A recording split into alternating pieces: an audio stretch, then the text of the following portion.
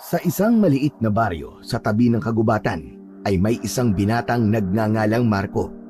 Moreno, hindi katangkaran, pero matipuno at edad 25. Kilala siya sa pagiging mabait sapagkat napakamatulungin niya lalo na sa mga matatanda sa kanilang baryo. Ito kasi ang nakasanayan niya sa mga magulang niya na sina Mang Arthur at Aling Mineta. Bago yun parehong mamatay dahil sa isang aksidente. Sa kasamaang palad ay ilan lang ang mga magulang niya sa kasamang namatay matapos mahulog ang isang pampasaherong bus habang binabaybay ang kalsada na kilala sa tawag na Bitukang Manok. Marami ring haka-haka tungkol sa aksidenteng yon sapagkat tinagurian ang nasabing kalsadang mahiwaga at nakakatakot dahil marami na ring aksidente ang nagaganap doon.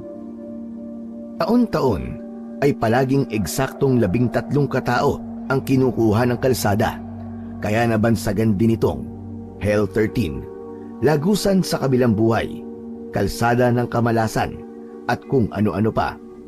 Kaya ang hinala noon ng mga taga-baryo ay hindi sadyang aksidente ang nangyayari kung mayroong madilim na entity ang gumawa nito, kaya napahamak at namatay ang mga magulang ni Marco.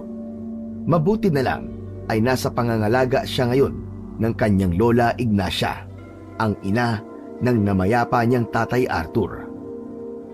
At dahil sa kabaitang taglay ng binata, kaya marami sa taga-baryo, lalo na ang mga matatanda, na giliw sa kanya. Sapagkat meron din siyang sex appeal at maganda ang hubog ng katawan, kaya ang iilan sa mga taga roon ay niloloko siya na pinagkakasundo sa kanilang mga apo.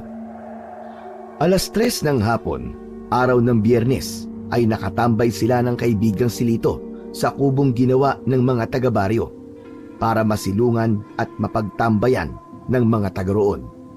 Ang kubong tinutukoy kasi ay nasa boundary ng maliit na baryo at ng kagubatan. Naisipan itong itayo dahil upang may mapagpahanginan ang mga taong pagod na pumapasok sa gubat para mangaso, mangahoy, manguha ng mga bunga ng kung ano-anong punong kahoy at maghanap ng mga halamang gamot. Ang sinasabing kagubatan ang isa sa pinagkukunan ng kabuhayan ng mga nakatira sa maliit na baryo. Subalit kahit marami na ang pumapasok sa kasukalan nito, ay hindi pa rin nawawala ang hiwaga at katatakutang bumabalot sa loob ng gubat. Marami pa rin ang mga kaganapang hindi maipaliwanag, kaya maingat pa rin ang lahat sa tuwing sinusuong ang nasabing kagubatan. Habang nakatingin sa kalangitan, ang matangkad at payat na si Lito ay nangunguyakoy pa ang paa nito. Nagdudulot tuloy ito ng pag-uga ng kawayang inuupuan nilang magkaibigan. Ano, Koy? Pupunta ka pa ba sa gubat? Parang uulan kasi, oh. Tingnan mo yung langit. Napatingin din muna roon si Marco at sinuring maigi kung tama ang sinasabi ng matalik niyang kaibigan. Madalas kasing magdahilan si Lito sa tuwing pupunta sila sa gubat. Natatakot kasi ito sa mga kwento-kwento ng mga kalugar nila. Bago pa umulan, nakabalik na tayo rito. Hindi naman tayo magpupunta sa masukal na parte ng gubat eh. Doon lang tayo sa bungad kasi doon maraming tuyong kahoy. Paano kung umulan nga bigla? Sus, natatakot ka na naman ba? At dinadahilan mo pa ang pagkulimlim ng langit? Lito, hanggang 5:00 lang naman tayo at hindi na magpapaabot ng kagat ng dilim. Kailangan ko rin kasing makauwi sa bahay dahil medyo masama ang pakiramdam ni Lola ngayon eh. Yun naman pala eh. Masama ang pakiramdam ni Lola Ignacia eh. Bakit pa tayo mangangahoy? Para nga may pera tayo. Kasi naman tumunga nga tayo maghapon. Hindi naman tayo makakapulot ng 200 pesos, di ba? O ano? Ayaw mo ba?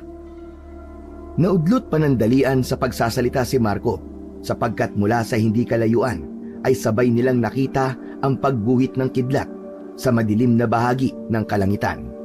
Sinundan ito ng mahinang tunog ng kulog. O ayan na, umuulan na sa kabundukan. Baka mamaya, biglang rumagasa pa yung tubig sa ilog eh. Ikaw nga, wag kang OA, Lito. Wala namang ilog sa bungad ng gubat eh. Ano ka? Meron kaya? Stapa yun, hindi ilog. At hindi raragasa ang tubig doon galing sa bundok. Paano mo naman nasabi? Dahil nasa kabilang ibayo pa yung malaking ilog. Sa bulubunduking parte na ng gubat.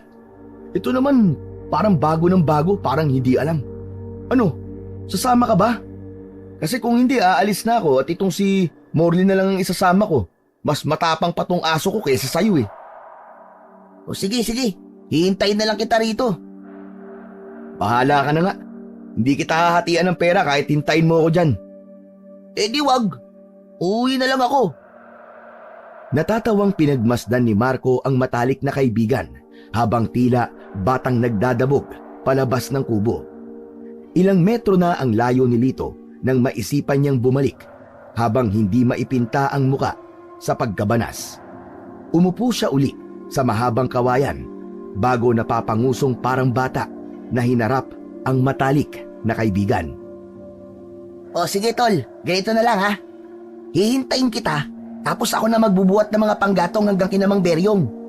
Kahit bigyan mo na lang ako ng 50 pesos. Okay, yun lang naman pala eh. Deal, 150 ang sa akin, 50 ang sayo. Matapos magkamayan, ay tinawag na nga ni Marco ang alaga niyang asong si Morley na isang pure Pinoy breed dog na mas kilala sa tawag na Philippine Forest Dog at tinagurian din ng iba na witch dog. Nagkakakawag ang buntot ng nasabing aso saka tumahol-tahol hanggang sa maglakad na sila papasok sa kakahuyan. Nang medyo malayo-layo na ay napalingon pa ulit si Marco sa kubo matapos marinig na magsalita ang matalik niyang kaibigan. Tol, hanggang alas 5 lang ha. Kapag wala pa kay ni Morley, uuwi na talaga ako. Oo na! Maghintay ka lang dyan hanggang sa may makasama kang lamang lupa o kaya engkanto! Bahala ka! Pagkatapos niyang sabihin yon, ay tumakbo na siya hanggang sa mawala na sa paningin niya ang kubo at si Lito. Naaaliw naman siyang sinundan ng alagang aso hanggang sa tuluyan na silang makapasok sa loob ng gubat. Habang naglalakad papunta sa malapit na sapa, ay tumingin-tingin na rin sa kapaligiran ang binata nang madadampot na tuyong sanga ng puno. Ang mga pangilan-ngilan niyang nakikita ay kaagad niyang nilalagay sa sakong hatak-hatak niya. Malaking tulong din si Morley sapagkat dumadampot din ito ng mga tuyong sanga ng puno. Minsan nga lang ay napapangiti na lang si Marco dahil kahit mga bato at tuyong dahon ay ibinibigay sa kanya ng alagang aso. Sa tuwing makakasalubong siya ng ilang mga taga-baryong kakilala ay napapayukod ang binata habang bumabati ng magandang hapon. At mabilis na sumapit ang oras. 4:30 na ng hapon. Pagkakita niya sa sapa ay patakbo siyang lumapit dito na sinundan din naman kagad ni Morley. Bilisan mo, Morley! Bilis! Tara, bilis!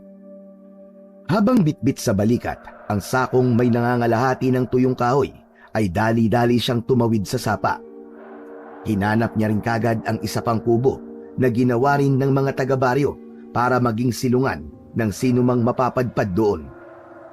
Nang nasa maliit na kubo na, ay inilapag niya pansamantala ang sako at isinandal sa haligi ng kubo. Saglit siyang naupo sa mismong pintuan habang naglilibot ng tingin kung meron bang mga tuyong kahoy na maaari niya madampot at gawing panggatong na ibibenta kay Mang Beryo. Orly, maghanap ka na muna ng mga panggatong. Dalhin mo sa akin dito ah. Magpapahangin lang ako saglit. Sige na. Pagtahol ng aso ay tumakbo kagad to malapit sa sapa at naghanap nga ng mga tuyong kahoy.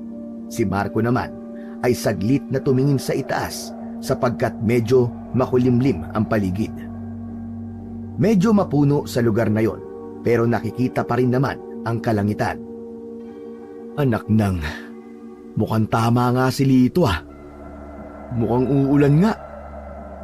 Hindi pa man siya natatapos sa pagsasalita ay nakarinig na siya ng malakas na kulog na para bang merong dumadagungdong sa kalangitan. Natigilan din ang aso at napatingin sa langit na parang alam ang nangyayari sa paligid. Morley! Morley, dali! Balikan na rito! Bilis! Kaagad na sumunod ang aso na may dala pang maliit na tuyong sanga. Pagkaabot sa kanya nito ay inilagay niya rin sa sako at binitbit ang nasabing bagay para ipasok sa loob ng kubo. Nagbabadya na kasing pumatak ang ulan. Hindi nga nagkamali ang binatang matipuno sapagkat unti-unti na ngang bumuhos ang ulan. Simula sa manipis na ambon hanggang sa magtuloy-tuloy na ito. Nanatili lang tuloy sila sa loob ng kubo habang nagpapatila ng ulan at nakatingin sa sapang unti-unting lumalabo ang tubig.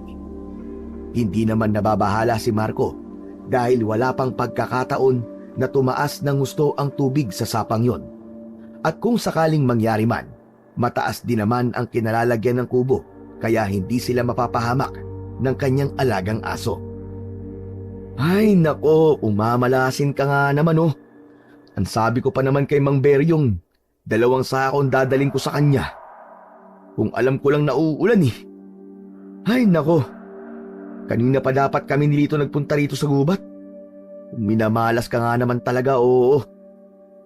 Umuungot-ungot pa ang forest dog na parang nauunawaan ang kanyang mga sinasabi.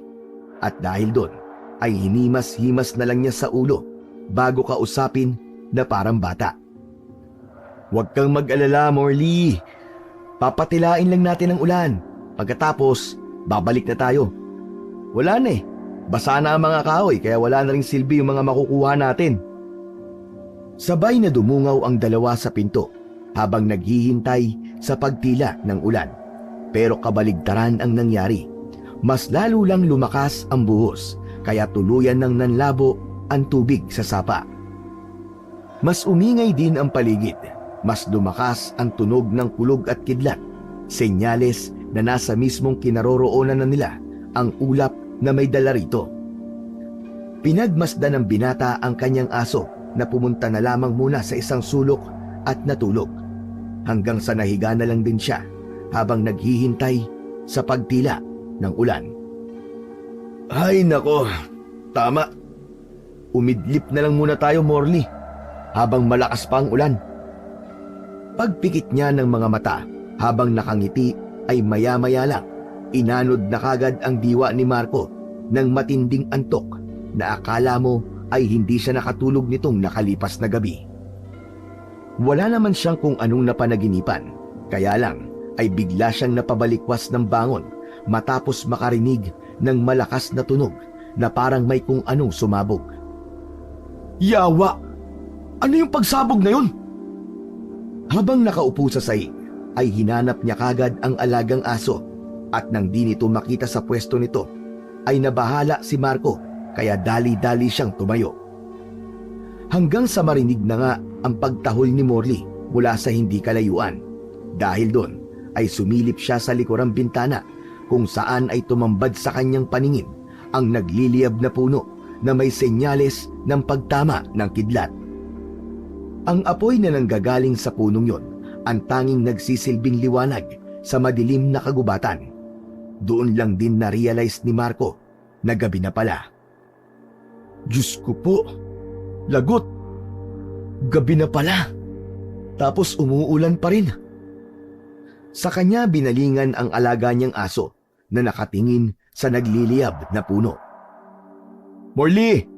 Balikan na rito, dali! Huwag ka lumapit dyan sa apoy! Delikado dyan! Lumingon sa kinaroroonan niya ang aso, subalit bumalik din ang atensyon nito sa nasabing puno na halatang mabibiyak na. Nagpatuloy na tumahol-tahol si Morley at nang mapansin ni Marco na mababagsakan ng nagliliyab na katawan ng puno ang kanyang aso, ay dali-dali siyang tumakbo palapit dito. Sa kabutihang palad, bago pa tuluyang bumagsak ang matayog at nasusunog na katawan ng puno, ay nakuha niya si Morley. At ang mas nakakagulat pa, pagtingin niya sa kubo ay durog na rin ito at nagliliyab. Napa-sign of the cross na lamang siya sa kamakailang beses na humalik sa aso na palitan ang pag-ungot at pagtahol. Anak nang, mabuti pala lumabas ako ng kubo, Morley. Hindi pala ako nagligtas sa'yo. Ikaw pala nagligtas sa akin. Mahina na ang ulan, pero sapat naman yon upang maapula ang apoy ng nagliliyab na puno at kubo. Kaya bago pa tuluyang magdilim, ay umalis na sila roon. Kahit abot tuhod na ang agos ng sapa, ay nakipagsapalaran na si Marco na tumawid kaysa maipit sa kadiliman ng gubat na hindi niya alam kung ano ang maaari nilang sapitin ng alaga niyang aso. Nang makatawid na sila, ay inilapag na niya pansamantala ang aso na biglang napatingin sa gawi ng kubo. "Morley, tara na! Wala na yung mga panggatong natin! Nagliliyab na yun! Tara na, bilis!" Naudlot na siya sa pagsasalita sapagkat bigla na lang tumakbo sa sapa ang kanyang aso, malapit mismo sa nasusunog na kubo at punong nakadagan dito. "Morley naman eh! Anak ng... pasaway mo ngayon ha!" Wala siyang pagpipilian kundi habulin at kunin ang aso. Lumusong pa to mismo sa sapa na mabuti na lamang ay nakuha niya rin kaagad bago pa tuluyang anurin. Nang makaahon na sila pareho ay galit niyang minasdan ang alagang hayop na biglang nanahimik na lang na parang isang bata. Bad dog! Bad dog, Morley ah! Ikaw ah! Huwag mo nang gagawin ulit yun ah! Paano na lang kung anurin ka ng malakas ng agos ng sapa? Tumigil din siya kagad nang makita ang nakakaawang mukha ni Morley. Napabuntong hininga na lang siya, saka naglakad palayo bago pa tuluyang maapula ang apoy at kainin ulit ng kadiliman ang buong lugar. Tumila na ang ulan nang makabalik si Marco sa kubong boundary ng gubat at maliit na baryo. Mag-aalas 8 na rin ng gabi, kaya hindi na niya ini-expect na naroroon pa ang matalik na kaibigan. Subalit nagkamali siya ng akala dahil naroon pa rin si Lito at matyagang naghihintay kasama ang tiyuhin niyang si Leroy. May pagkamayabang ang lalaking ito sapagkat maraming kababaihan ang nagkakagusto. Astigin din kasi ang dating nito na bukod pa doon ay meron din naman talagang ibubuga dahil sa matangkad, may itsura at matipuno ito. Nandun din si Tatay Ador, ang isa sa mga opisyal ng maliit na baryo na ninong ni Marco, at si Lola Ignacia na alalang-alala sa kanyang apo sapagkat kanina ay madilim na at naroon pa rin ang binata sa loob ng kagubatan. Kasama rin sa mga naghihintay si Mang Beryong na kanina pa inaaway ng matandang babae dahil ito ang dahilan kung bakit nasa loob ng kagubatan si Marco. May mga 5 tao pa silang kasama na handa na sanang gumalugad sa loob ng gubat, subalit lahat ay napanganga sa kanya matapos siyang makitang basang-basa ng ulan. "Lola! Bakit lumabas po kayo ng bahay? Umuulan po eh. Masama pa naman ang pakiramdam nyo." "Ay naku, bata ka. Mas lalo ko magkakasakit kung hindi ka makauwi. Diyos ko naman, Marco. Alas 8 na ng gabi at bakit ngayon ka lang bumalik? Nakita mong naghahanap na kaming lahat sa'yo." "Sorry po, La. Kung nag-alala po kayong lahat sa akin, mangyaring nagpatila po kasi kami ng ulan sa kubong malapit sa sapa eh." Marco, mabuti at hindi kayo napano ron. Nakarinig pa naman kami ng malakas na ugong, tapos may apoy na kaming nakita sa gubat. Kaya humingi na kagad ako ng tulong kay Tio Leroy at kay Tatay Ador. Naisip ko kasi, baka natrap ka sa apoy o kung napano ka na eh. Yung narinig nyo, kidlat yun. May nakidlatan nga rong puno tapos bumagsak sa kubo. Mabuti na lang, nakalabas kagad ako. Salamat dito kay Morley dahil nailigtas niya ako. Ikaw talagang bata ka at parang natutuwa ka pa sa nangyari ah. Hay nako, lagi mo na lamang akong pinag-aalala. Lola naman. Tara na po. Lola, sige na po. Sorry na. Okay naman pala si Marco eh. Kung ganung wala palang i-rescue rito, babalik na kami sa baryo. Tara na mga boys! Salamat, Kuya Leroy. Pag-alis ni Leroy at ng mga alipores niya, ay tumuon naman ng pansin si Marco kay Mang Beryong na halata rin ang pag-aalala sa ekspresyon ng mukha nito. Mang Beryong, pasensya na po kasi yung Nakuha akong panggatong ho. Nasunog na rin po dun sa loob ng kubo eh. Naunawaan naman ng matandang lalaki ang sitwasyon niya, kaya nagbigay pa rin siya ng pera bilang pakonsuelo. Nahiya pa ngang tanggapin ni Marco, kaya lang ay ipinipilit ni Mang Beryong sapagkat ayaw niyang magalit pati si Lola Ignacia. Sabay-sabay silang bumalik sa baryo at nang nasa tapat na ng kapilya ay doon na sila naghiwa-hiwalay. Si Mang Beryong at Lito ay nagtungo sa kaliwa, si Mang Ador naman sa kanan, habang ang maglola ay dumiretso lang hanggang sa makauwi sila sa kanilang bahay. Kaagad naligo si Marco kasabay ang aso niyang walang imik simula pa kanina. Matapos makapagbihis ay pinakain niya rin ito, pero nagulat siya at nag-alala sapagkat tila walang gana ang alaga niyang aso. Kaya bago matulog ay binuhat niya si Morley at kinausap habang inoobserbahan. "Morley, okay ka lang ba? Bakit ang tahimik mo? Nagtatampo ka pa rin ba dahil pinagalitan kita kanina, ha?" Matamlay lang siyang pinagmasdan ng aso hanggang sa magpumilit na tong kumawala sa kanya. Hinayaan na lang muna niya itong pumesto sa ibaba ng papag. Matapos magpakibit-balikat, humiga na siya at tumitig sa bubungan ng kanilang bahay hanggang sa anurin na kagad ang diwa niya ng antok.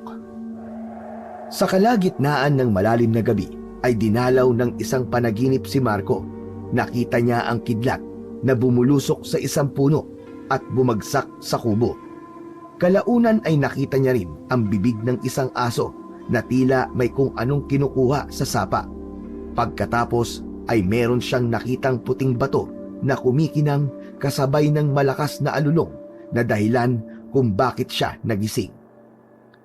Napatingin ang matipunong binata sa bintana habang pinakikinggan ang alulong ng aso mula sa hindi kalayuan. Tahimik at malinis ang paligid sa labas ng bahay nila, kaya kahit anong mahinang tunog at ingay ay madali niyang naririnig. Napalingon siya sa kinaroroonan ni Morley pagkarinig niyang tila dumuduwal ito. Nag-alala niyang nilapitan ang forest dog hanggang sa nakita niya ang mga isinuka ng kanyang alaga, kasama na roon ang isang puting batong kumikinang na tila kasing laki ng holen. Nakahinga siya ng maluwag pagkakita sa aso na kumakawag-kawag na ang buntot. Senyales na okay na ito. Pero naagaw pa rin ang atensyon niya ng nakakasilaw na puting bato. "Morley, ano yan? Yan ba ang rason kaya masama ang pakiramdam mo kanina? Pero saan mo nakuha yan?" Alam ko na. Sa sapa. Yan ba yung kaninang kinukuha mo ron?" Gamit ang bibig ay kinuha ng aso ang nasabing hiyas at ibinigay ito sa kanyang amo. Hindi pa man nahahawakan ni Marco ang nasabing makinang na puting bato, ay nakarinig na naman siya ng alulong ng aso mula sa labas ng bahay.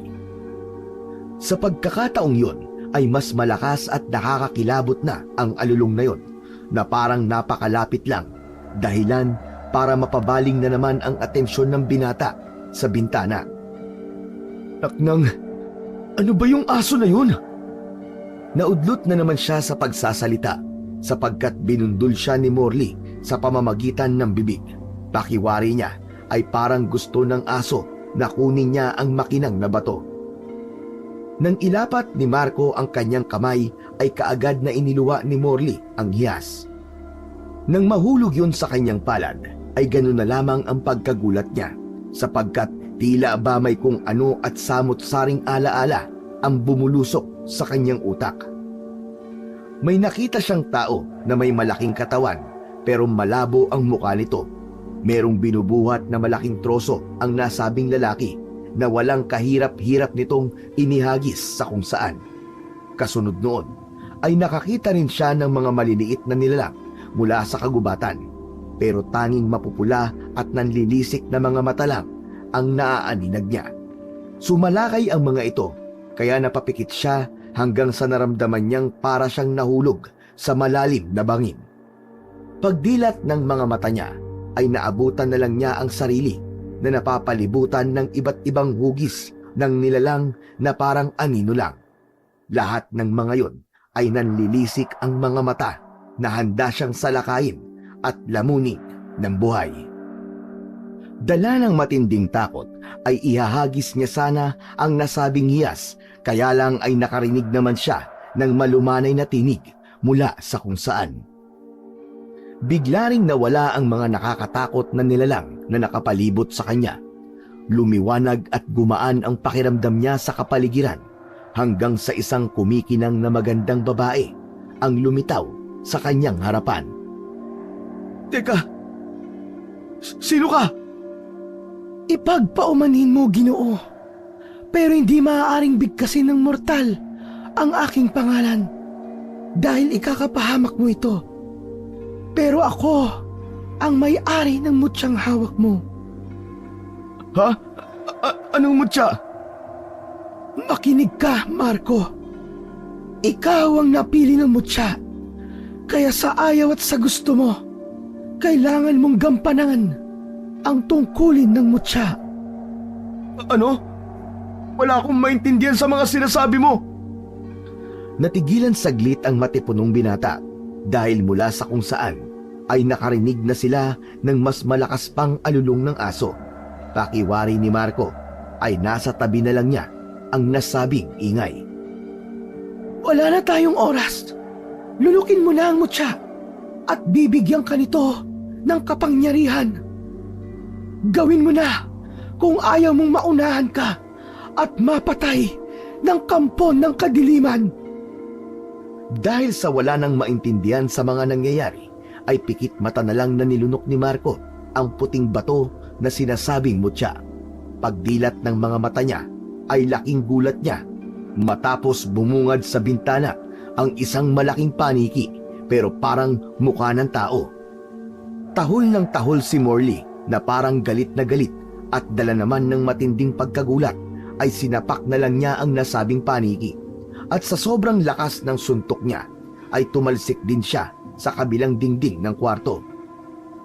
Ang huling natatandaan na lang ni Morley habang nagdidilim ang kanyang paningin ay ang ingay sa labas ng kanilang bahay, pati ang nakabibinging pagtahol ng alaga niyang aso. Ngayon, binata, ikaw na ang may-ari ng mutya ng kidlat. Pagkatapos marinig yun, ay tuluyan na siyang bumagsak sa sahig at nawalan ng malay tao. Dinala siya sa ospital nang wala sa kanyang kamalayan at nang nandoon na siya ay muli na naman siyang dinalaw ng maladiwatang babae na nagsasabing may-ari ng mutya ng kidlat. Teka, nasan ako? Huwag kang matakot, Marco. Nasa ligtas na lugar ka. Anong ibig mo sabihin? Tsaka teka, sino ka ba talaga? Daan mong mabuti ang ibibilin ko sa'yo, sapagkat maaaring ito na ang huli nating pagkikita. Gamitin mo ang mutya ng kidlat para ubusin ang kampon ng kadilimang ikinulong sa kagubatan. Subalit ngayon ay nakalaya na. Nagsisimula na silang manalakay sa mga baryo at uunahin nila ang lugar na pinakamalapit, ang maliit niyong baryo. May proteksyon ang mutya na yan laban sa masasamang nilalang at hindi kanila basta-basta masasaktan. Bago pa makasagot ang binata, ay nakaramdam na siya ng kakaibang puwersa. Isang madilim na puwersang parang gusto siyang gawan ng masama. Dahil doon ay naalarma si Marco na tila hindi na rin alam ang gagawin. Binata, kailangan mo nang gumising bago pa may mangyaring masama sa'yo at makuha ang mutya ng kidlat. Hindi pa pwedeng mapasakamay ito ng mga nilalang ng kagubatan. Gumising ka na, binata! Gumising ka na! Sa isang kisap mata ay biglang nagising na nga si Marco. Napatingin siya kagad sa pinto ng kinaroroonan niyang silid dahil tumunog to ng mahina na parang merong pumasok. Pagkatapos nun ay marahan niyang iginala ang tingin hanggang sa tumambad sa kanyang paningin si Lito na nakatanghod ang ulo sa bandang hita ng tinutulugan niyang higaan. Iaangat niya sana ang kaliwang kamay niya, kaya lang ay natigilan siya matapos niyang mapansin na may benda yon at may kumukonektang dextrose. Napakunot ang noo niya at inalala ang mga nangyari. Ginising niya si Lito dahil wala siyang maalala at nanakit ang kanyang ulo dahil sa sobrang pag-iisip. Lito! Lito! Ano ba nangyari? Nasaan tayo? Uy! Marco! Gising ka na pala? Hindi na siya nasagot ng matalik na kaibigan sapagkat bigla na lang tumakbo palabas ng silid. Narinig pa niya ang boses nito na tila natataranta sa pagsigaw. Nurse! Nurse! Gising na ang kaibigan ko! Nurse! Nurse? Aba, kung ganun, nasa ospital ako. Paano ako napunta rito? Muli niyang inalala ang mga nangyari hanggang sa tila kusang sumagi na lang sa isip niya ang mahinhin na boses ng isang babae. Pagkatapos nun ay sunod-sunod na niyang naalala ang lahat. Ang malaking katawang lalaki na bumubuhat ng mabigat na troso, ang mga maliliit na nilalang sa kagubatan, at ang nakakatakot na mga imaheng nakapalibot sa kanya. Parang lumobo ang ulo ni Marco dahil sa mga alaalang yon na nagpatayo rin ng kanyang mga balahibo. Subalit mas lalo siyang nahintakutan nang maalala ang malapaniking nilalang sa bintana ng kanilang bahay na sa pagkagulat niya ay nasapak niya at pareho silang tumalsik. Oo nga pala. Pagkasapak ko dun sa mukhang paniki, tumalsik ako sa dingding ng kwarto ko. Tapos, natigilan na naman siya habang pinagmamasdan niya ang kanyang kamao na ginamit niya upang suntukin ang malapaniking nilalang. Naalala rin niya kasi bigla ang kinahilatnan ng halimaw matapos niya itong sapakin ng direkta sa muka. Hala, nagawa ko ba talaga yun? Totoo bang nangyari yun? Natigilan muna siya sa pag-iisip ng tungkol sa bagay na yun dahil nagdatingan na ang mga nurses kasama si Lito at si Lola Ignacia. Ang galing Diyos! Mabutit nagising ka na, apo ko! Makailang beses siyang niyakap ng matandang babae habang nagsa-sign of the cross. Si Lito naman, nasa gilid lang nila ay hindi pa rin maipinta ang saya matapos makita ang matalik na kaibigang gising na. Tumigil muna si Lola Ignacia sapagkat kinailangan suriin ng mga nurse ang binata para malaman ang kanyang lagay. At nang matapos na, ay saka sila nag-usap na maglola kasama pa rin ang matalik niyang kaibigan. Doon niya na napag-alaman na 3 araw na pala siyang tulog at nang tanungin siya ng dalawa kung ano ba talaga ang nangyari, ay hindi naman masabi ni Marco ang totoong naganap. Hindi niya pa rin kasi sigurado kung totoo nga ba talaga ang lahat ng yon o halusinasyon lang niya. Isa pa ay naisip rin niya na baka mapagtawanan pa ni Lola Ignacia at Lito kung sasabihin niyang lumunok siya ng puting bato at para bang nagkaroon ng kakaibang kapangyarihan. Ngayon, binata, ikaw na ang may-ari ng mutya ng kidlat. Napasalita na lang siya sa isip habang pakunwaring nakikinig sa kwento ng kanyang lola at ni Lito. Ano to? Pambihira. Para na akong si Darna. Oh, bakit ka tumatawang mag-isa dyan? Side effect na ba yan ng 3 araw na tulog mo? Ha? Hindi. Ikaw talaga, pasaway ka talaga, Lito. Siya nga pala, Lola. Kumusta na po si Morley? Napapakain po ba siya na maayos? Oo, apo. Kapag nandito kami ni Lito, si Beryong o di kaya si Adora nagpapakain doon sa aso mo. Saka, hindi yun magugutom. Dahil yung mga nasa baryo laging nagdadala ng mga pagkain doon sa bahay. Oo, tol. Mas mahal pa nga nila yung aso kaysa sa akin eh. Natigil na sila sa usapan matapos dumating ang doktor na magsusuri kay Marco. Meron lang tong sinabi at pag-alis ay laking tuwa nilang tatlo dahil sa maganda ang ibinalita ng doktor. Ay, salamat naman sa Diyos dahil walang nakitang malubhang sakit sa'yo, Apo. Bukas ay makakauwi na tayo. Kaya nga, Marco, nakakamiss na rin ng baryo pati yung mga tao ron. Saka namimiss ko na rin kumain ng may lasa. Dito kasi mga walang lasa ang pagkain eh.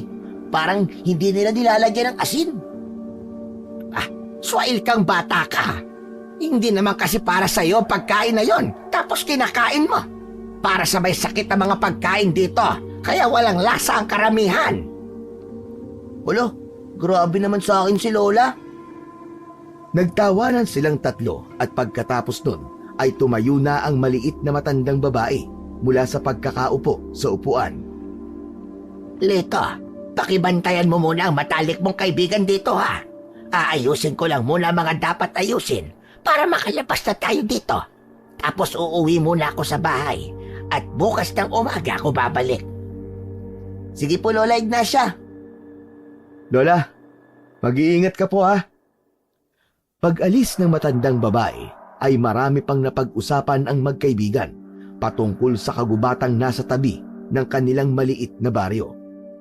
Muli nilang napagkwentuhan ang mga katatakutan at kababalaghang bumabalot sa nasabing kagubatan hanggang sa mauwi ang usapan nung araw na ginabi si Marco roon. Ito, Marco, curious lang talaga ako eh. Bakit kasi hinintay mo pang maggabi bago ka bumalik dun sa kubo kung saan ako naghihintay? Dapat nung nakita mong umulan na, iniwan mo na rin yung mga kahoy tapos naligo na lang kayo sa ulan ni Morley. Ano kasi, nakaidlip kasi talaga ako sa kubo ron malapit sa sapa tapos nagising ako sa kidlat. Alam mo, kitang-kita ko talaga yung puno na umaapoy na natumba tapos tumama ron sa kubo. Mabuti nga nakalabas kagad ako dahil kung hindi, baka wala na, finish na. Kwento na lang talaga ako ngayon. Pero alam mo, Tol, naalala ko lang, kwento ng lolo ko noon kapag may nakidlatang puno. Ibig sabihin, may kayamanang mababaon doon sa nasunog na puno. Alam ni Tio Leroy yun. Oo nga no, anak ng teteng. Kaya pala kinabukasan nung na ospital ka, nagpunta kagad sila sa gubat nung umaga pa lang. O ano, may napalaba sila. Tsaka, totoo ba yung tungkol doon? Baka naman kwentong matatanda lang din yun. Biglang natigilan si Marco sa pagsasalita sapagkat meron siyang naramdamang kakaiba sa kanilang paligid. Hindi niya rin maintindihan ang sarili pero parang kusa na lang lumawak at lumakas ang kanyang pandama. Hanggang sa mapatingin siya sa nakabukas na pinto ng kanilang silid at inabangan ang dadaan doon. Nang makita niya ang isang magandang babae ay may tila ba merong sumagi sa kanyang isipan kaya napatanong na naman siya sa sarili. Mukha niya yung kumikinang na babae. Yung may-ari ng mutya. Nagkatitigan sila ng mata sa mata hanggang sa tila ba bumigat na lang ang kanyang pakiramdam. Parang nag-init ang kanyang katawan na gusto niyang masuka at maluha. Mabuti na lang ay bigla siyang tinapik ni Lito na nagtataka habang salitan siyang pinagmamasdan at ang kinaroroonan ng pintuan. Teka, sinong tinitingnan mo sa pintuan, huy? Huy! Ha? Wala. Tol, maiba tayo ng usapan. Hindi ko na kasi masyadong maalala eh. Pero ano bang nangyari, bakit ako napunta rito sa ospital? Ito naman ikaw nga yung tinatanong namin kanina pa ni Lola Ignacia eh. Tapos ngayon, ako naman ang tatanungin mo. Nagsawisyo ka na ba talaga ha? Parang lutang ka pa rin kasi. Ang totoo, Tol, wala kasi talaga akong maalala eh. Sabi nga ng lola mo, nagising siya kasi tahol ng tahol si Morley. Tapos yun, pag akit niya sa kwarto mo, nagulat na lang siya, nakaandusay ka na sa sahig. Tapos sira yung dingding, pati na yung grills ng bintana ng kwarto mo. Nahulog daw. Bukas, pag uwi mo, makikita mo kung gaano yung kasira at sana maalala mo kung ano nangyari sa'yo at paano yun nangyari. Ganun ba? Salamat, Lito ha. O sige, walang anuman. O diyan ka muna ah. Bibili lang ako ng pagkain natin para sa hapunan, para may lasa naman.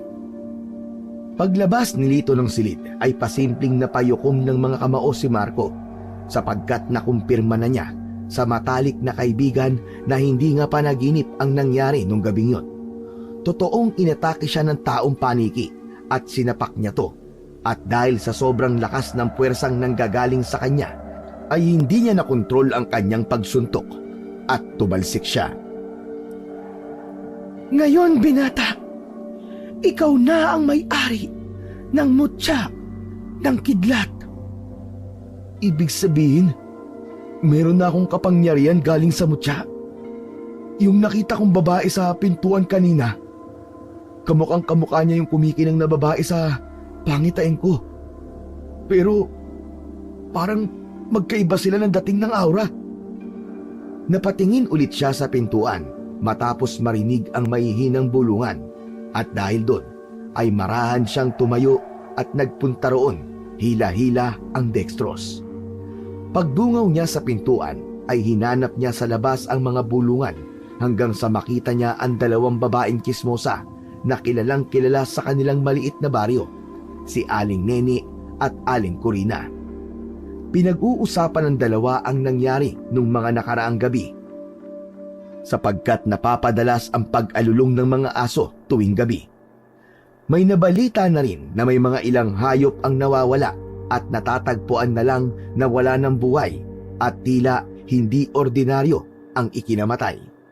Pare-parehong biyak ang katawan ng mga hayop at nagkalat ang lamang loob habang ang ilan naman ay hindi na matagpuan na parang nilantakan ng kung sino mang nilalang.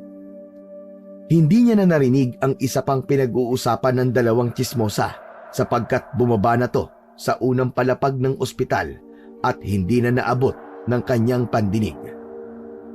Sigurado akong tungkol sa kagubatan ng pinag-uusapan nila. Ano kayang meron?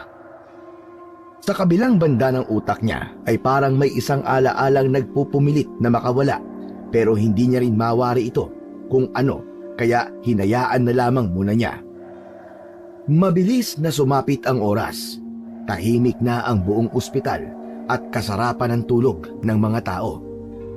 Habang natutulog ay nararamdaman pa rin ni Marco ang kapaligiran dahil sa taglay na kapangyarihan ng mutya ng kidlat. Para pa rin siyang gising ng mga oras na yon kahit ang katawang lupa niya ay nahihimbing na sa pagtulog. Maya-maya pa ay nakawala nga sa isipan niya ang ala-ala na kanina pang hapon nagsusumiksik. Daan mong mabuti ang ibibilin ko sa'yo sapagkat maaaring ito na ang huling beses na magkikita tayo. Gamitin mo ang mutya ng kidlat para ubusin ang kampon ng kadilimang ikinulong sa kagubatan. Subalit ngayon ay nakalaya na. Nagsisimula na silang manalakay sa mga baryo at uunahin nila ang lugar na pinakamalapit, ang maliit niyong baryo. May proteksyon ang mutya na yan laban sa masasamang nilalang at hindi ka nila basta-basta masasaktan. Matapos maalala ang tungkol sa bagay na yon, ay kusa na lang dumilat ang mga mata niya at nakiramdam sa kapaligiran. Pinagmasdan niya lang si Lito na mahimbing na natutulog sa mahabang sopa at pagkatapos ay sa kanya ibinaling ang tingin sa pintong nakalak. Nararamdaman niya kasing may puwersang papalapit doon kaya inunahan na niya. Bago pa mabuksan ng kung sino mang nasa labas ang pinto ay siya na ang gumawa nito. Ganun na lamang ang gulat ng magandang babaeng morena nang bumukas ang pinto at tumambad sa paningin niya si Marco. Sino ka? Anong ginagawa mo rito? Huwag ka magtatangkang magsinungaling. Ako si Lynette. Hindi ka maniniwala pero nagkita na tayo sa pangitain mo. Nang sabihin yon na magandang dalaga ay nakahinga ng maluwag si Marco sapagkat tama ang naiisip niya na ang babaeng nagniningning at ang kaharap niya ngayon ay iisa. Hindi rin naman maitatanggi sapagkat magkamuka talaga sila. Kung ganun, ikaw yung nagbigay sa akin ng mutya ng kidlat? Oo, tama ka. Pero wag na muna natin pag-usapan yan sa ngayon. Dahil nanganganib ang mga tao sa baryo. Kailangan natin pumunta sa gubat para puksain na kagad ang mga nakalayang aswang na ikinulong ng mga diwata ng kagubatan. Dahil na rin sa labis na siya at pagkabigla, kahit walang maintindihan sa mga nangyayari, ay sumama na lang din si Marco. Kahit sa totoo lang din, ay nag-aalangan pa rin siya.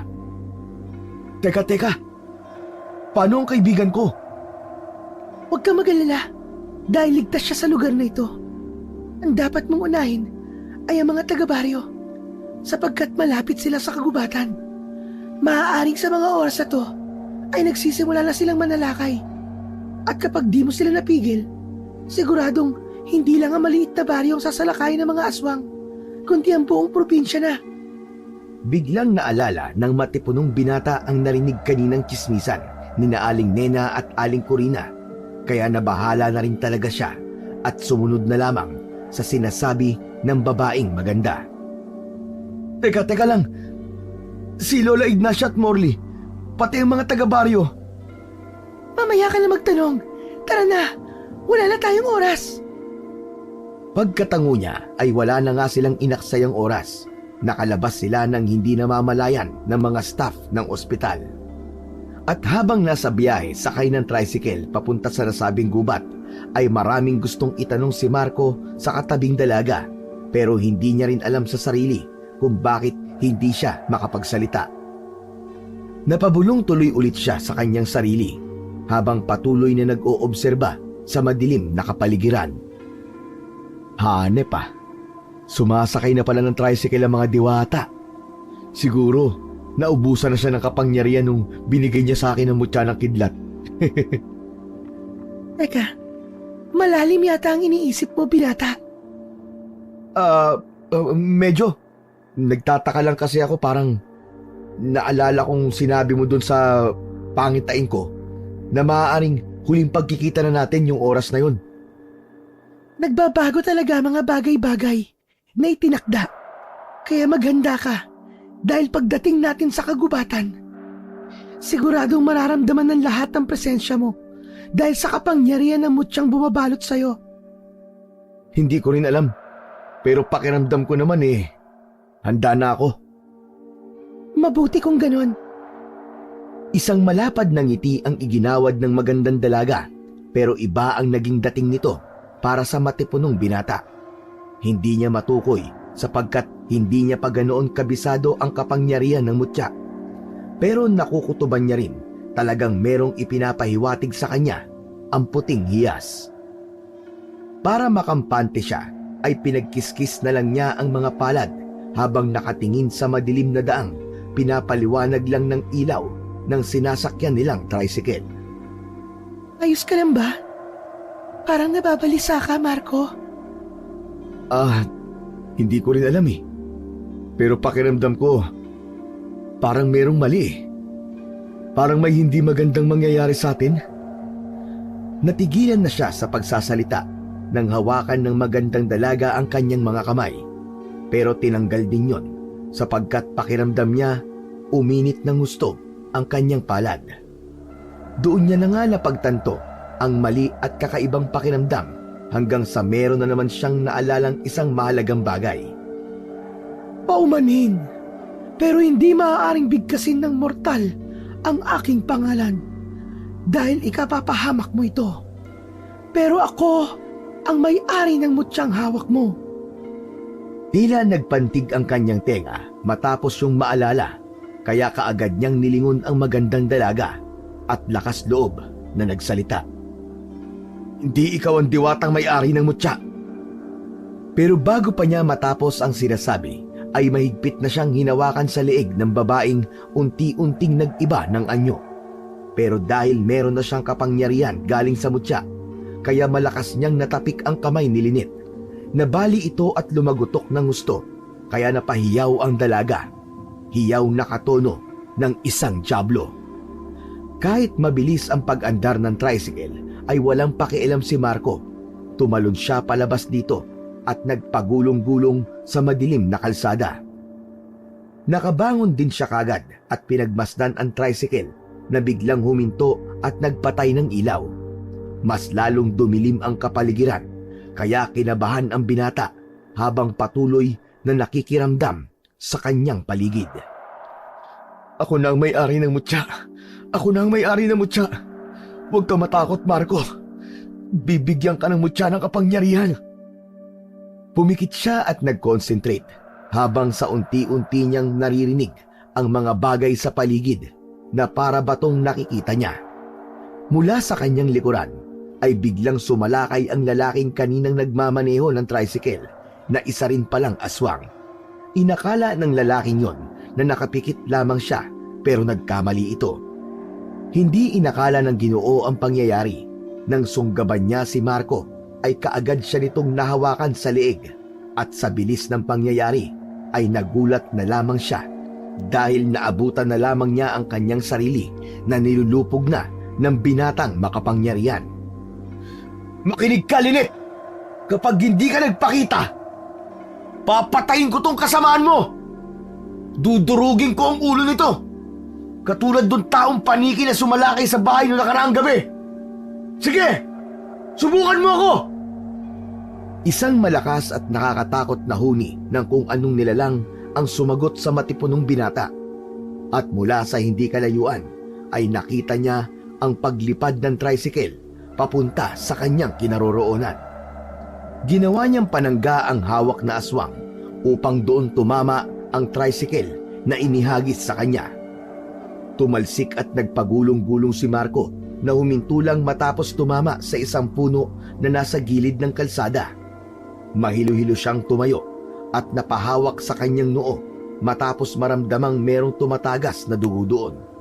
Nagkulay pula kasi ang paningin niya pero ganun na lang din ang gulat niya sapagkat sa pangalawang paghawak niya sa sugat sa noo ay magaling na kagad ito. Ayos ah! Gumaling kagad ang sugat ko! Hahanep! Para ako si Wolverine ah! Ngumiti siya at muling pinakiramdaman ang madilim na kapaligiran. Ganun na lang din ang pagkamangha niya sapagkat para na siyang may night vision na malinaw na nakakakita kahit sobrang dilim ng paligid. Natanaw niya ang lalaking aswang na nasa gitna ng kalsada. Tila naghihingalo na ito dahil sa nakadagang tricycle sa dibdib. Lumapit siya rito at walang kahirap-hirap na binuhat ang mabigat na nakadagan dito, dahilan para makahinga na to ng maluwag. Bakit ako pinapupunta ni Lynette sa gubat, ha? Bakit niya ako isinama ron? Patayin mo na ako. Hindi ako magsasalita. Kahit na ano pang sabihin mo. Anak ng diablong buang, oo. Ang tapang mo pa. Eh kung ibagsak ko kaya tong tricycle na to sa'yo. Huwag kang tanga. Iniwan ka na nga niya dito eh. Sa tingin mo, may pakialam siya sa'yo kung mabuhay ka pa o hindi? May aswang palang bobo. Umangin na lang ng malakas ang aswang at pagkatapos ay gumapang to. Pero tinapakan niya ng pagkadiin-diin sa magkabilang hita. Kaya mas lalo itong napaungol sa sobrang sakit.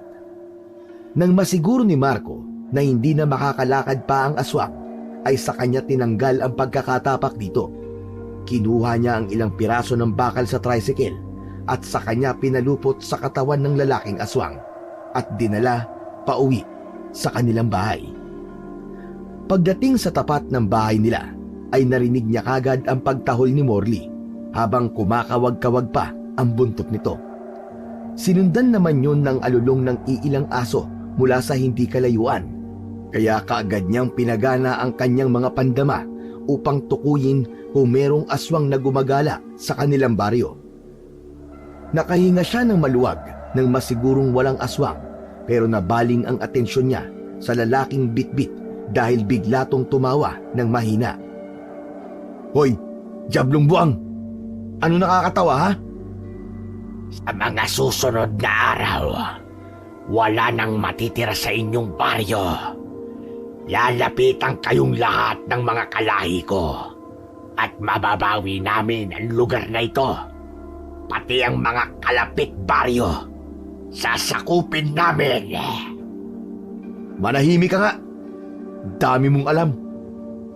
Tinakpan niya ang bibig ng lalaking aswang at nagpatuloy sa pagpasok sa loob ng bahay. Laking gulat naman ni Lola Ignacia sa kanyang nakita sapagkat sa kalagitnaan ng hating gabi ay naroon ang kanyang apo na ibang-iba ang aura. Nagbago kasing bigla ang pisikal na anyo ni Marco na parang mas tumikas at mas naging lalaking lalaki. Apo, ikaw ba talaga yan? Abay, anong nangyari sa'yo? Bakit ang dami mo mantya ng dugo? Aba, teka, sino yan? Pahabaging Diyos, anong klaseng nilalang yan?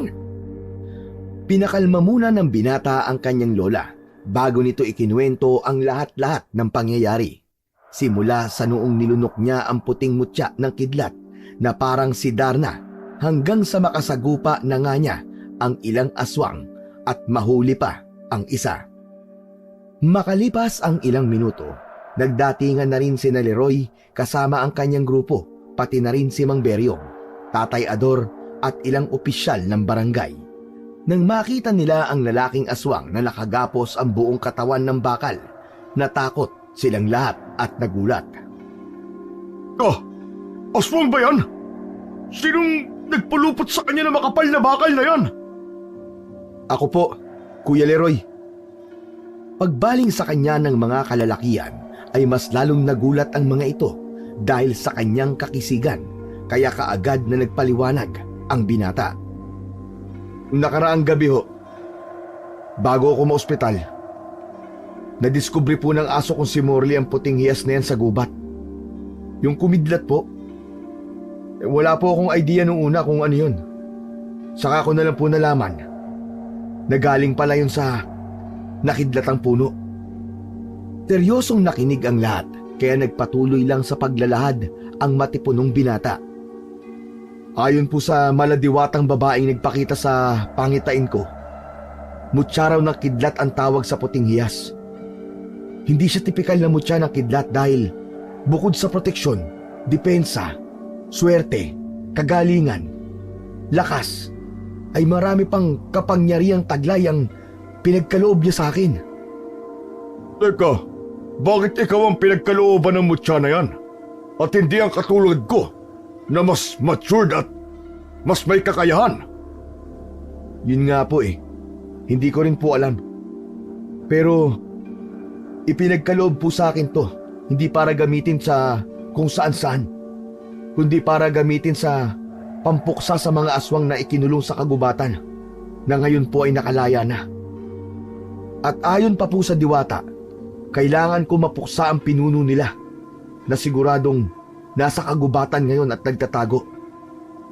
Nagimbal ang lahat sa kanilang narinig at kitang-kita ang pag-aalala ng mga taong naroon dahil sa labis na takot. Kaya pala maraming namamatay na hayop nito mga nakalipas na araw. At nang makita ang mga yon sa sapa, karimare-mare man silapit. Abay, panay din ang pag-alulong ng mga aso tuwing gabi. Kaya pala nitong mga nakalipas na araw, parang may kakaiba sa gubat. May mga ilang tao na rin ang napapabalitang nawawala. Pero ang kagandahan nga lang, mga hindi taga rito. Pero hindi pa rin natin kailangan mag-alala. Anong hindi ang sinasabi mo, Leroy? Mas dapat tayo mabahala dahil ang maliit na baryo natin ang pinakamalapit sa gubat. Si Ignacia, kailangan tong aksyonan kaagad. Sasama ako kung kinakailangan para matugis ang mga aswang na yan. Mawalang galang na po sa inyo, mga matatanda. Hindi nyo alam kung gaano kadelikado sa gubat, lalo na sa edad nyong yan. Kaya mas mainam na kung manatili na lang kayo rito at ipaubaya sa amin ang lahat. Tama po si Kuya Leroy. Dahil ako naman ang mas merong kakayahan sa atin. Dahil sa kapangyarihan na taglay ko, magpipresenta po akong pumunta ron pero kailangan ko rin ng tulong ng ating mga kalugar, katulad po ni Kuya Leroy at ng kagrupo niya. Nag-angat din ng kamay si Tatay Ador at ang iba pang barangay opisyal at pulis.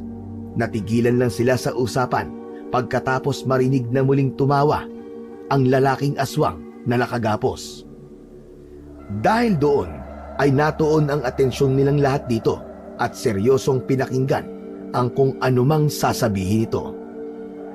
Kala nyo ba, porke meron kayong hawak na mutya, ay matatalo nyo si Lynette? Siya ang reyna ng mga aswang sa kagubatan na ikinulong doon ng kakambal ng diwata. At sa palagay nyo, paano kaya siya nakalaya? Ituloy mo! Magsalita ka! Paano siya nakalaya? Dahil meron sa maliit na baryong ito na sakim sa kapangyarihan at yaman na nagtraidor sa inyong lahat. Pinagkalulo niya ang maliit na baryo. Humalakhak ng humalakhak ang lalaking aswang hanggang sa hindi na nakatiis pa si Marco sa nakaririnding boses nito. Gamit ang buo niyang lakas ay sinapak niya ang mukha nito. Sa sobrang lakas nun, pumutok na parang lobo ang ulo ng aswang. Nagulat naman ng lahat sa kanilang nasaksiyan. Ang iba ay napalabas ng bahay at ang iba naman ay masuka-suka sa nakita. Anak nang, napasobra yata suntok ko. Pasensya na po kayong lahat sa nagawa ko. Alam kong wala rin po ako sa posisyon para magsalita ng ganito. Dahil alam kong mas nakatatanda kayong lahat na narito. Pero hindi ko na po papaabutin ng pagsikat ng araw at kailangan ng tapusin ang dapat tapusin. Sa tulong po ng Diyos at ng kapangyarihan ng mutya ko, pupuksain po natin ang mga aswang na nasa kagubatan na siyang namamahay sa lugar kung saan po tayong lahat kumukuha ng ikabubuhay. Ano yung traidor sa maliit na baryo? Anong gagawin natin kung totoo nga at sinasabi ng aswang kanina? Mang Beryong, sabay-sabay po nating lulutasin yan at pag-iisipan kapag nagapi na natin ang tunay na kalaban. Matapos magsang-ayunan ang lahat ay naghanda na nga si Marco, Leroy, Mang Ador at ang iba pa nilang mga kasama. Habang sina Mang Beryong, Lola Ignacia at ang ibang opisyal ay nagkasundo na tipunin sa iisang lugar ang mga kababayan nila para na rin hindi mapahamak kung sakaling sumalakay sa baryo nila ang mga aswang. Makalipas ang ilang minuto, pasado 3:00 ng madaling araw, nang masiguro ni Marco na nasa barangay hall na ang lahat ng tao sa maliit na baryo, ay nagtungo na kagad sila sa gubat. Sa kubo na sila nag-ayos ng mga gamit dahil merong alam kahit papano si Mang Ador at Leroy, kaya nakapagdala silang lahat ng mga mabisang pamuksa sa aswang. Handa na po ba ang lahat? Pagkatango ng bawat isa ay sinuong na nga nila ng sabay-sabay ang kagubatan. Malayo pa lang sa sapa ay ramdam na ni Marco ang kakaibang puwersang bumabalot sa gubat. Hindi ganito ang pakiramdam niya nung huling nanggaling dito, kaya ngayon ay nasisiguro niyang nababalot na nga ang kagubatan ng kadiliman. Seryoso ang lahat habang siya naman ay iniisip kung sino nga ba ang taong nagtaksil at nagpalaya sa mga nakakulong na aswang sa gitna ng kagubatan. Makapangyarihang mutya, bigyan mo ko ng pahiwatig upang malaman ko kung sino sa mga taga-baryo namin ang nagpalaya sa mga aswang. Tulungan mo ko, makapangyarihang mutya. Eksaktong pagkabulong nun ni Marco ay nakarinig siya ng sigaw mula sa hindi kalayuan. Nang tumakbo silang lahat sa kinaroroonan ng isang barangay pulis, ay nagitla sila sa nakita. Isang patay na kalabaw na halos mahati na ang katawan sa dalawa. Nakita nilang nagkalat din ang lamang loob nito at dugo sa buong paligid nang iangat ni Tatay Ador ang dala niyang pang-ilaw. Mga kasama, mas maigi kung walang lalayo sa atin sa isa't isa. Magsama-sama tayo. Patawid na tayo ng sapa. Paglampas natin sa nasunog na kubo, ay masusukal na ang gubat. Mas didilim na ang paligid. Dahil ang liwanag na binibigay ng buwan at ng mga bituin ay natatakpan na ng mayayabong na puno. Tama si Kuya Leroy, mga kasama. Mahihirapan tayong makakita sa loob. Pero ako ang magsisilbi niyong mga mata at tenga. Kaya kung maaari lang sana Pakinggan niyo mabuti ang mga sasabihin ko. Umaasa rin ako sa inyong lahat, kaya magtulungan tayo. Matapos sumang-ayon ng lahat, ay isa-isa na silang tumawid sa sapa hanggang sa madaanan na nga nila ang nasunog na kubong may nakadagan pang puno na sunog na rin. Nang makalampas sila roon, ay muling nag-concentrate si Marco. Pinagana niya ulit ang kanyang kakayahang makakita gamit ang kanyang pandama. Pagkalaon ay bumulong ulit siya para humingi ng gabay sa diwatang may-ari ng mutya. Bigla na lang kasi siyang tinutuban ng hindi maganda. Makapangyarihang mutya, proteksyonan mo kaming lahat. Bigyan mo ako ng kakayahang proteksyonan ng mga kasama ko. At kung sakaling kasama namin ngayon na nagtraidor sa maliit na baryo, bigyan mo ako ng senyales. Tulungan mo ako, makapangyarihang mutya. Hindi nga binigo ang matipunong binata ng kapangyarihan ng mutya. Binigyan nga siya nito ng senyales, pero nanahimik muna siya at nagkunwaring walang nalalaman. Maya-maya pa, sa tulong ulit ng kapangyarihan ng mutya, ay narating nila ang may kalawakang ilog. Kailangan na natin tumawid sa ilog, mga kasama. Saglit lang, Kuya Leroy! Bago pa matapos ni Marco ang sinasabi, ay meron ng sumulpot na 2 aswang. Nangingintab ang katawan nitong nangingitim. Mahahaba ang kuko sa kamay at paa. Bumabakat ang mga buto sa katawan na parang luluwa na. Ang itsura ng mga muka ay parang paniki. Lubog ang ilong, nakausli ang pangil at nanlilisik ang mga mata. Ilabas niyo na mga panlaban sa aswang at pumesto kayo sa ligtas na lugar! Kitang-kita ni Marco kung paano gamitin ng makisig na si Leroy ang patalim nitong sinasabi niyang may bendisyon mula sa simbahan. Ito ang unang pagkakataon niyang makita ang sandatang yon, sapagkat naririnig niya lang yon sa matalik na kaibigan. Ayon pa kay Lito, araw-araw daw pinapabendisyonan ng tiyo Leroy niya ang sandata na yon para mas maging epektibo kung sakaling mangyari ang ganitong pagkakataon. Lagi kasing pinapasok ng Ginoo ang masukal na gubat, kaya kinakailangan lagi rin siyang handa. Mga tarantado kayong mga aswang kayo! Ba't pa kayo nagbalik sa lugar na ito? Mga hinayupak! Humiyaw muna ng husto ang aswang na naparuhan ni Leroy bago to nahulog sa ilog. Pagkatapos nun, ay nakapag-focus na si Marco sa isa pang aswang. Ano, Marco? Ang bagal mo naman dyan. Para kang yun lalampan pa kong pamangkin eh. Bago pa matapos ng Ginoo ang pagsasalita, dumaan na sa harapan niya ang aswang na sinuntok ng malakas ng binatang inaasar niyang lampa. Pagtama ng katawan ng aswang sa batuhang bahagi ng ilog, ay nagkalasog-lasog ang katawan nito na parang pakwan na nahulog sa mataas na building. Pasensya na, Kuya Leroy, natagalan ako eh. Saka ka na magpasensya. May mga paparating pa eh. Maganda tayo lahat! Hindi pa tayo makakatawid sa ilog! Ay higit na 6 na aswang pang dumating, pero naging handa naman ang lahat sa pakikipagsagupa. Habang nakikipaglaban ng tapatan sina Leroy, Tatay Ador at ang iba pa, ay mas lalong lumalakas ang senyales na nabibigay ng mutya kay Marco hanggang sa tuluyan niyang nakumpirma kung sino ang traidor.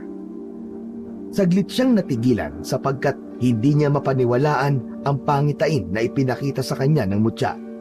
Para tuloy siyang nahiya at nawala sa focus, kaya hindi niya namalayan ang 2 aswang na magkasabay na sumunggab sa kanya. Sabay-sabay silang nahulog sa malalim na bahagi ng ilog, at dahil sa mas madilim at nasa tubig, kaya nahirapan ding makapag-concentrate ang binata, lalo na at ang isa ay nakapasan sa kanya, habang ang isa naman ay nakakapit sa kanyang paanan. Pilit siyang inilulubog ng 2 para maubusan sila pare-pareho ng hininga. Mas mabigat din ang pakiramdam dahil doble ang paghahabol ng hininga niya, pero hindi pa rin siya nagpatalo sapagkat alam niya sa kanyang sarili na malakas ang taglay niyang mutya. Nang mahawakan niya sa braso ang isang aswang na nakapasan sa kanya, ay piniga niya ito gamit ang buong lakas.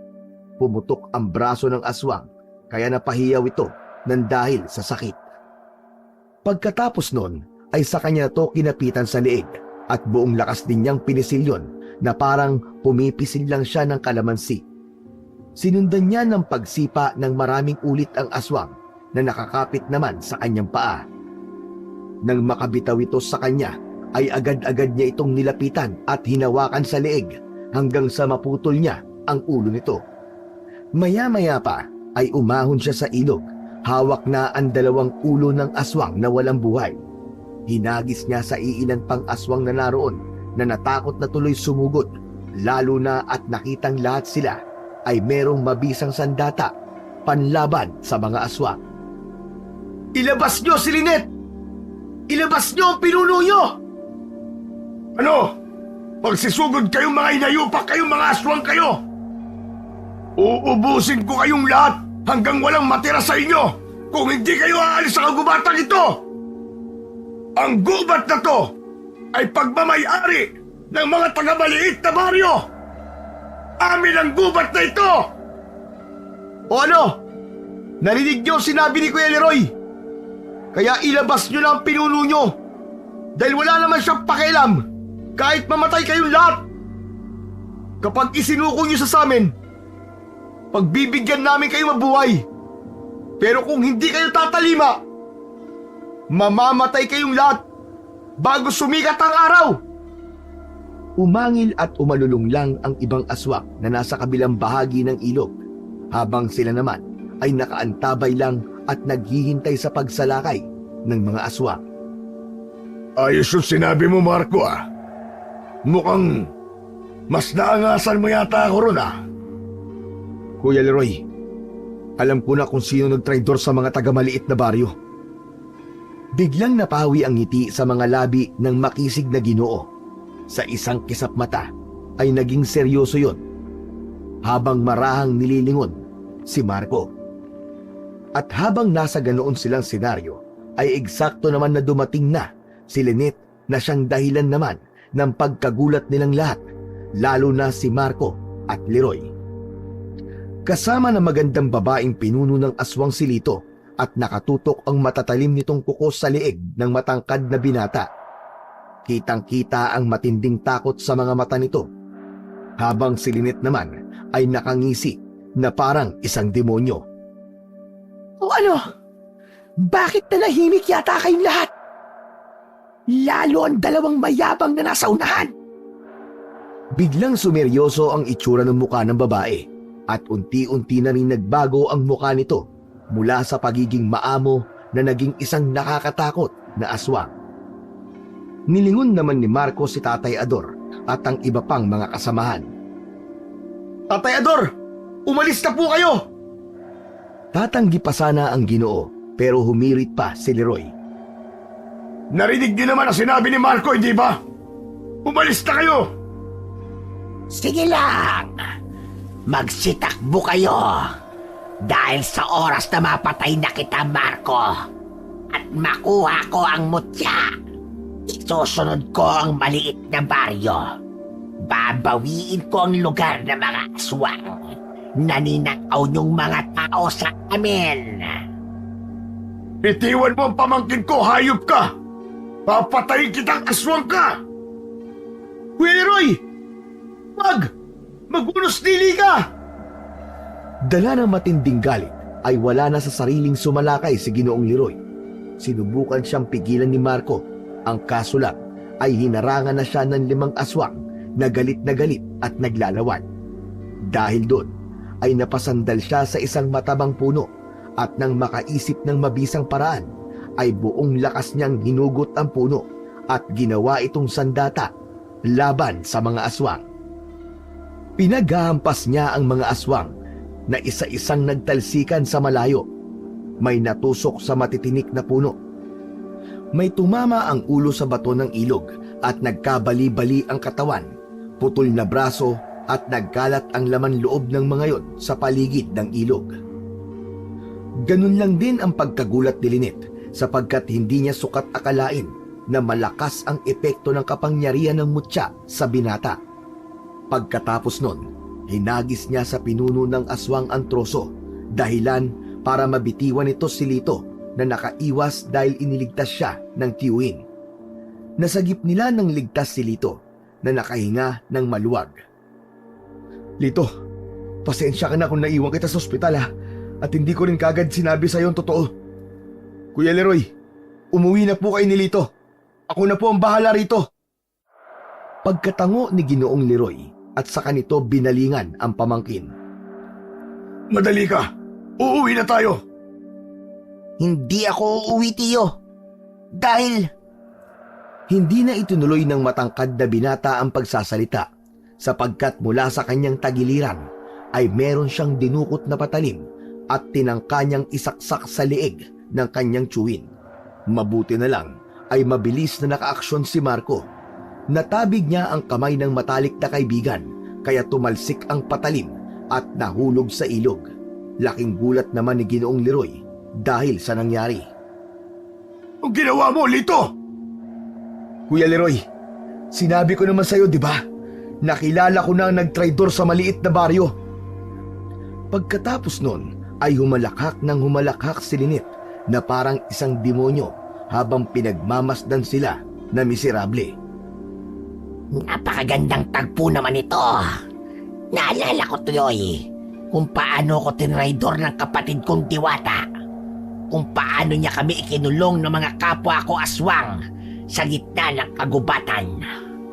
Mabuti na lang talaga ay may mga taong katulad ni Lito na puno ng galit sa kanilang puso na kayang gumawa ng kahit na ano ay ang magpalaya ng tulad ko. Mangyari lamang ang kanilang gusto. Sa galit ni Marco ay mabilis niyang sinalakay ang pinuno ng mga aswang na hindi rin inasahan ang mga pangyayari. Na-corner kaagad ng binata ang babae at kaagad tong hinawakan sa bibig kasunod ng paghatak ng dila. Dahil sa lakas ng pagkakahatak niya ay napasama pati ang ilalim ng panga ni Lynette na naghuhumiyaw na ng dahil sa nangyari. Sinubukan manlaban ng babaeng aswang pero wala siyang nagawa sa lakas na taglay ni Marco na halos mag-alab ang mga mata sa galit. At sa sobrang galit niya ay hinawakan niya ang magkabilang pisngi ni Lynette habang nakaupo sa dibdib nito. Kumakalmot-kalmot pa ang babaeng aswang pero hindi yun alintana ng binatang ang tanging layunin ay mapuksa siya ng tuluyan. Hayop ka! Mamamatay ka ng aswang ka! Nagsisisigaw na lang ng gusto si Lynette hanggang sa mahati na ang ulo nito sa dalawang bahagi na parang pinunit lang na papel. Nangisay pa sa huling pagkakataon ang aswang hanggang sa tuluyan na itong bawian ng buhay. Nang makita yun ng iba pa ay nagpulasan na ang mga ito na parabang mga bubwit at nang hindi na maramdaman ni Marco ang presensya ng mga aswang ay sa kanya binalikan ang magtiyo. Doon ay naabutan niya si Lito na umiiyak habang nagpapaliwanag sa kanyang tiyuhin kung bakit niya nagawang traidorin ang buong maliit na baryo. di ako nagsisisi sa ginawa ko. Nang malaman ko sa lumang aklat ni Lolo ang tungkol sa hiwaga ng lugar na to, gumawa na talaga ako ng paraan para mapalaya ang mga aswang na ikinulong sa kagubatan. Inuulit ko, hindi ako nagsisisi. Dahil hindi deserve ng mga taga-maliit na baryo ang mabuhay. Sila ang dahilan kung bakit namatay sila nanay at tatay. Hindi nila tinulungan ang mga magulang ko nung nagkaroon sila ng matinding sakit. Tiyo, dapat magalit ka. Kapatid mo ang tatay ko. Isang malakas na suntok ang natamo ni Lito mula kay Ginoong Leroy. Sinadya ng kapatid ko, ng tatay mo, pati ng nanay mo, na umalis sa lugar na ito. Hindi dahil sa ayaw silang tulungan ng mga taga-baryo. Umalis sila para hindi na makahawa pa ng sakit nila. Dahil kapag may nahawa na kahit isa sa mga taga-maliit na baryo, posibleng mahawa ka rin. Sana nakita mong ginawa nila lahat yon para sa'yo.